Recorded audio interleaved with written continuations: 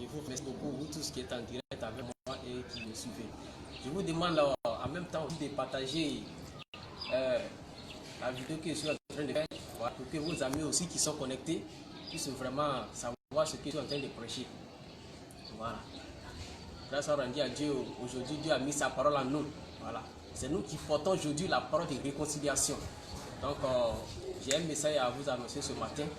Le thème c'est comment passer de la mort à la vie, de la loi à la foi, du mensonge à la vérité, de la puissance de Satan à Dieu.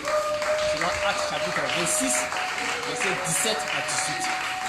Quand Dieu a appelé l'apôtre Paul, c'est ce qu'il lui a dit. Donc aujourd'hui, c'est la même mission aussi que le Seigneur Jésus nous a donné dans Marc chapitre 16, versets 15 à 18.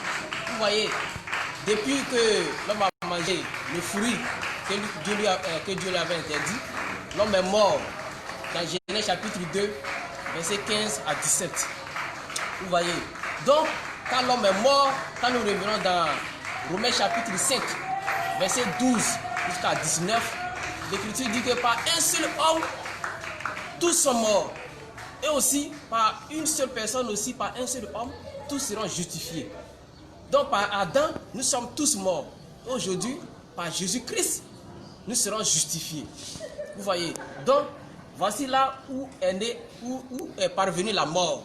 Il s'agit de la mort spirituelle. Et non pas seulement la mort spirituelle, mais aussi la mort physique. Donc, c'est la mort spirituelle en réalité c'est de ça que Dieu parle. Le jour où tu en mangeras, tu mourras. Et l'homme est mort le même jour. Parce que l'homme n'a pas pu faire 1000 ans. L'homme n'a pas pu faire un jour selon Dieu. Parce que 1000 ans, pour nous, ça fait un jour chez Dieu.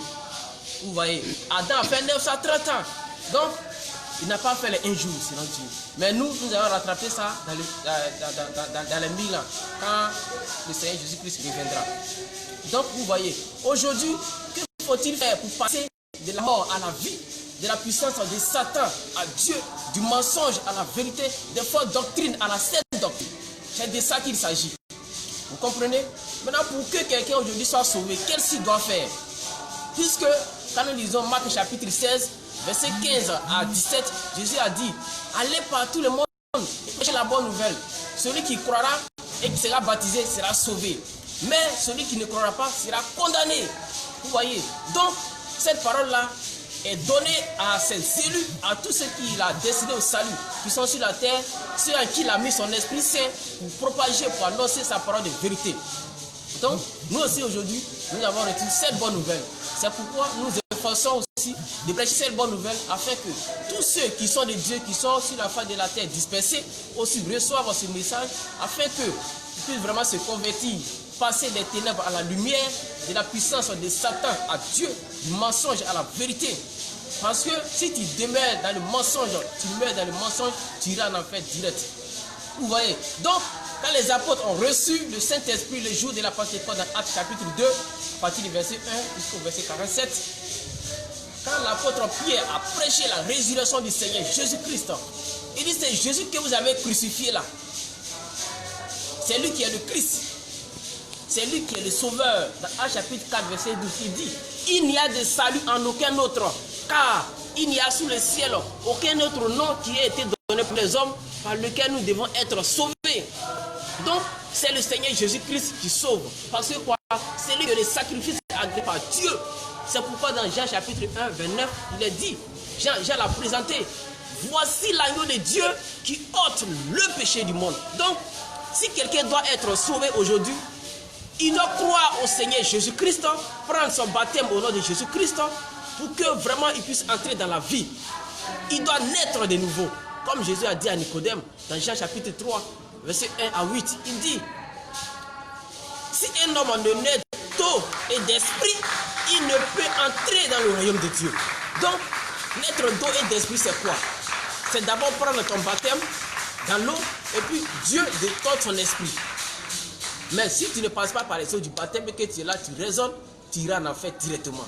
C'est ce message que nous véhiculons. Pour dire quoi? Quand il a prêché le jour de la Pentecôte, dans Actes chapitre 2, à partir du verset 37 à 47, les gens qui ont cru, qui ont été touchés véritablement par la parole de Dieu, qu'est-ce qu'ils ont dit à Pierre? Homme frère, que ferons-nous? Et Pierre a donné une réponse selon les Écritures inspirées de Dieu, poussées par l'Esprit Saint. Il dit, repentez-vous et que chacun de vous soit baptisé au nom du Seigneur Jésus-Christ. Pourquoi se faire baptiser? Pour le pardon de vos péchés et vous recevez le don du Saint-Esprit. C'est ça. Et vous recevez le don du Saint-Esprit. Donc, c'est Pierre rempli du Saint-Esprit, rempli de la parole de Dieu, a donné une telle réponse. Vous voyez, mais l'Écriture dit quoi? Ce jour-là, il y a eu près de 3000 âmes qui ont cru, qui ont fait convertir. Et au verset 41, ceux qui acceptaient sa parole furent baptisés. Ils ont été baptisés. Et c'est Dieu lui-même qui ajoute à son église. Donc, je vous souligne déjà que l'église, ce n'est pas un bâtiment où on se réunit. L'église, ce n'est pas un lieu où on se réunit pour dire non, ça c'est l'église. Non, l'église, nous sommes le temple de Dieu. Nous sommes la maison de Dieu. Vous comprenez? Nous sommes la maison de Dieu. Donc, c'est en nous que réside le Saint-Esprit Saint. Le Saint-Esprit de Dieu. C'est en nous que ça réside. Selon 1 Corinthiens chapitre 3, verset 16 à 17, il dit, ne savez-vous pas que vous êtes le temple de Dieu et que l'Esprit de Dieu habite en vous?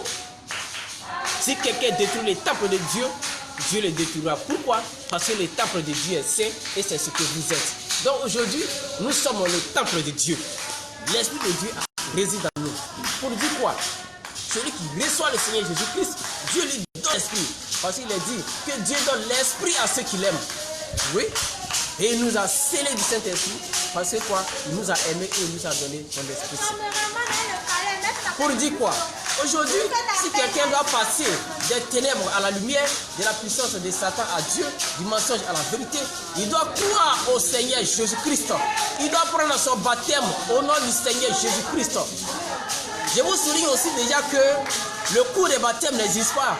Tous ceux qui sont allés dans les écoles de théologie, dans les écoles pastorales, tout ça, ça n'existe pas. Tous ceux aussi qui ont suivi les cours de baptême, 1 mois, 2 mois, 3 mois, 4 ans, 5 ans, vous devez vous repentir. Tous ceux aussi qui ont été baptisés lorsqu'ils étaient des bébés, vous devez aussi vous repentir. Parce que tout ça, c'est des doctrines diaboliques, sataniques. Ça ne vient pas de Dieu. Tout ça, c'est des sectes pernicieuses. Vous comprenez? Il dit quoi? Si quelqu'un croit sous les champs, il fait son baptême.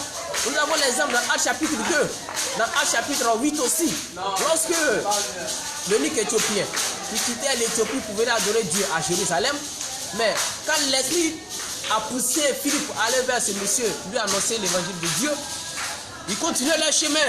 Et arrivé devant, l'eunuque éthiopien lui dit, mais voici de l'eau. Qu'est-ce qui empêche que je ne sois baptisé? Philippe lui dit, si tu crois, ce serait possible. Si tu crois de tout ton cœur, ce serait possible.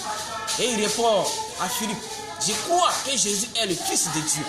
Je crois que Jésus est le véritable Dieu, que c'est lui qui sauve, que c'est lui qui donne la vie éternelle. Mais qu'est-ce que l'Écriture dit? À partir du verset 26 au verset 47 de Actes chapitre, il dit, ils ont fait arrêter le char. Philippe et l'eunuque sont tous descendus dans l'eau. Et qu'est-ce qu'il a fait? Il a baptisé l'eunuque éthiopien. Tellement ils étaient joyeux lorsqu'ils sont sortis de l'eau. L'Esprit de Dieu a enlevé Philippe et l'a déposé dans un autre lieu. Pareillement, dans Actes chapitre 16, à partir du verset 29 jusqu'à la fin, on a aussi les geôliers qui étaient le gardien de la prison, qui gardait l'apôtre Paul et son frère. Mais lorsque lui pensait qu'ils étaient enfuis parce que quand là il est venu les libérer, il leur a posé la question, puis il voulait te tuer. Il lui a dit non, ne te fais pas du mal, nous sommes là. Et il leur pose la question, une véritable question que tout être humain aujourd'hui devait poser. Que faut-il que je fasse pour être sauvé? Mais aujourd'hui les gens ne posent plus cette question. Qu'est-ce qu'ils disent? Je cherche à me marier, je cherche à prospérer, je cherche à voyager. Aujourd'hui, pour aller venir, je ne peux plus voyager. Vous voyez donc? Mais la Bible dit qu'il lui a annoncé la parole du Seigneur. Ils lui ont dit, et il a posé la question, que faut-il que je fasse pour être sauvé? Ils lui ont dit, crois au Seigneur Jésus et tu seras sauvé, toi et ta famille. Ensuite, l'Écriture dit, il lui a annoncé la parole du Seigneur, ainsi qu'à tous ceux qui étaient dans sa maison.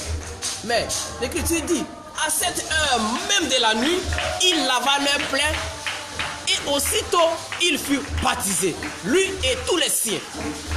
Vous comprenez? Donc, c'était la nuit, lorsqu'ils ont reçu la parole du Seigneur, qu'ils se sont convertis, ils ont fait leur baptême.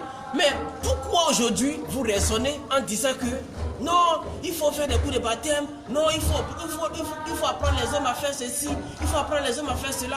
Est-ce que toi, tu peux contrôler un homme? Tu ne peux pas contrôler un homme. C'est pas possible. Tu ne peux pas contrôler un homme. Non. C'est Dieu seul qui peut nous contrôler. C'est Dieu seul qui nous transforme par sa parole. Donc, ce n'est pas par les œuvres aujourd'hui des Chanel que vous croyez que vous allez hériter le royaume de Dieu. C'est pas possible. Éphésiens 2, 8 à 9 dit quoi? Ce n'est point par les œuvres afin que personne ne se glorifie. Donc, c'est un don de Dieu. Vous comprenez? C'est un don de Dieu. Même dans Actes chapitre 10, lorsque Pierre annonçait la parole du Seigneur dans la maison de Corneille, le Saint-Esprit est descendu sur eux. Mais qu'est-ce que l'apôtre Pierre a dit? Nous, on ne peut pas s'opposer à Dieu. Des gens aussi qui ont reçu le Saint-Esprit comme nous. Pourquoi ne pas leur faire le baptême d'eau? Et ils ont fait le baptême d'eau. Donc si quelqu'un croit aujourd'hui, il doit nous contacter et nous allons venir pour le baptiser. Pour dire, aujourd'hui là, si tu veux être sauvé, dans cette dispensation de l'église là, si tu dois être sauvé là, la repentance, il faut faire d'abord la repentance. Ensuite, tu fais ton baptême au nom de Jésus-Christ, tu reçois le don du Saint-Esprit. La repentance, qu'est-ce que c'est? Je vais vous dire ce que c'est que la repentance. Parce que les gens pensent que la repentance, c'est quand tu demandes toujours pardon à Dieu. Non! La repentance, ce n'est pas toujours venir s'accroupir pour dire non, Seigneur, pardonne-moi. Seigneur, il y a péché. C'est pas ça qui est la repentance. C'est pas ça qui est la repentance. Vous voyez, quand nous allons dans la loi dans Hébreux chapitre 9, 22, qu'est-ce que l'Écriture dit? Et sans effusion de sang et presque tout d'après la loi, il n'y a pas de pardon. Ouais, donc pour dire il faut verser d'abord le sang pour qu'il y ait pardon des péchés. Mais aujourd'hui, vous ne versez aucun sang. Vous venez vous arrêter gaillardement. Vous dites non Seigneur, pardonne-moi mes péchés. Pardonne-moi. Qui vous a dit ça? Pour que les péchés de quelqu'un soient pardonnés selon la loi, il faut verser d'abord le sang. Mais si le sang n'est pas versé, il n'y a pas de pardon. C'est pourquoi le sang de Christ, qui est le sang éternel, qui purifie tout péché, c'est ce sang-là qui nous a lavé, qui nous a purifié de nos péchés. Selon Hébreux chapitre 10, verset 10 à 14. Vous comprenez? Donc, si quelqu'un s'arrête aujourd'hui pour venir demander pardon à Dieu, tous les jours, il n'a rien compris de l'évangile. Donc, la repentance, d'abord il faut quitter les fausses doctrines. Il faut changer de mentalité. Les mauvaises croyances dans lesquelles tu es là, tu dois sortir de là-bas. C'est ça la repentance. Tu es dans les fausses doctrines. Quelles sont ces fausses doctrines? Telles que le paiement des types d'offrandes que les gens font aujourd'hui dans les communautés des églises. Ensuite, là où il y a les femmes pasteurs, les femmes évangéliques, les femmes docteurs, prophètes, tout ça là, ce n'est pas de Dieu. Apocalypse chapitre 2 dit quoi? Toi, une femme Jézabel, tu as l'esprit de Jézabel, tu es en train de séduire mes serviteurs. Tu ne te permets pas d'enseigner, ni de prendre de l'autorité sur l'homme. Mais dans toutes les assemblées dites chrétiennes, où vous verrez les femmes pasteurs, vous devez sortir de là-bas, parce que ça ne vient pas de Dieu. Ce n'est pas le des saints. 1 Corinthiens 14 dit quoi? Si dans l'église des saints, les saints sont réunis, les femmes doivent se taire. Oui, que toutes les femmes se taisent dans les assemblées. Comme dans toutes les églises des saints, les femmes doivent se taire. Et c'est l'homme qui parle, c'est l'homme qui a l'autorité de parler. Vous comprenez? Aujourd'hui, les gens baptisent les bébés, qui est une doctrine diabolique. Tous ceux qui sont baptisés au nom du Père, du Fils et du Saint-Esprit, toutes ces personnes-là doivent se repentir. Tous ceux aujourd'hui qui font les coups de baptême, tous les pasteurs qui sont allés à l'école pastorale, à l'école de prophètes, à l'école de théologie, vous devez tous vous repentir. Parce que ça ne vient pas de Dieu. Ça ne vient pas de Dieu. Vous comprenez? Ça ne vient pas de Dieu. Vous devez vous repentir. Vous devez sortir de ces fausses doctrines-là. Vous devez sortir de là-bas. Sortez, sortez, sortez, sortez, sortez, sortez de là-bas. 2 Corinthiens chapitre 6, verset 17, quoi? Sortez du milieu d'eux. Et c'est pas pourquoi? Parce qu'il a dit, est-ce que le démon et le saint peuvent habiter ensemble? C'est pas possible. Non, c'est pas possible. Le temple de Dieu et les idoles ne peuvent pas habiter ensemble. Nous sommes le temple du Dieu vivant, car Dieu a dit, j'habiterai au milieu d'eux et je marcherai. Oui, nous sommes le temple du Dieu vivant. Vous comprenez? Donc, si vous êtes dans les lieux où vraiment les gens prennent le repas du Seigneur en pleine journée et dans plusieurs coupes et avec plusieurs pains Et même avec les bissap, vous devez sortir de là-bas parce que de la fausse doctrine. C'est de la fausse doctrine. C'est la sorcellerie qu'ils sont en train de pratiquer sans qu'ils ne s'en rendent compte. Vous comprenez? Vous comprenez? Donc ils doivent sortir de toutes ces fausses doctrines-là. Parce que ça ne vient pas de Dieu. Pareillement, ceux qui invoquent le sang de Jésus-Christ matin, midi, soir. Le sang de Jésus-Christ vient me purifier. Sang de Jésus, tout ça, c'est des doctrines diaboliques. C'est des pratiques sataniques, ça ne vient pas de Dieu. Le sang de Christ est versé une fois pour toutes, pour nous purifier de tout péché. Romains chapitre, Hébreux chapitre 10, versets 10 à 14.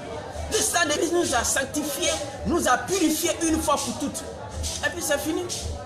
C'est fini. Quel a besoin encore de venir s'arrêter et puis confesser, de réclamer encore le sang de Jésus? Et je souligne encore, tous ceux qui utilisent une onction, quand vous lisez chapitre 30, verset 22 jusqu'à la fin, vous verrez que l'huile d'onction, ce n'est pas n'importe quelle huile. Vous connaissez même la composition de l'huile d'onction. Je vous conseille aussi de lire Exode chapitre 30 à partir du verset 22 et vous verrez. Aujourd'hui, nous avons reçu l'onction de Dieu. Et Jean chapitre 2, verset dit quoi? L'onction que vous avez reçue demeure en vous. Et vous n'avez pas besoin qu'on vous enseigne. Parce que son onction vous enseigne toutes choses. Vous comprenez? Vraiment, si vous écoutez ce que je suis en train de dire, c'est la pure vérité. Vous devez sortir de ces fausses doctrines, de ces doctrines diaboliques sataniques, parce que c'est l'heure maintenant de prêcher l'évangile de Dieu. Pour tout ce qui est de Dieu, écoutez et examinez, parce que la parole de Dieu demeure éternellement. Il a dit dans 2 Jean verset 9, quiconque va plus loin et ne demeure pas dans la doctrine de Christ n'a point Dieu. Toutes les pratiques qu'il vient de citer, peut-être que ce n'est pas tout qu'il a cité. Si vous êtes dans ces pratiques-là, il faut sortir de là-bas. Tous ceux aussi qui utilisent un chapelet, qui se procèdent devant la statue, vous devez sortir de là-bas.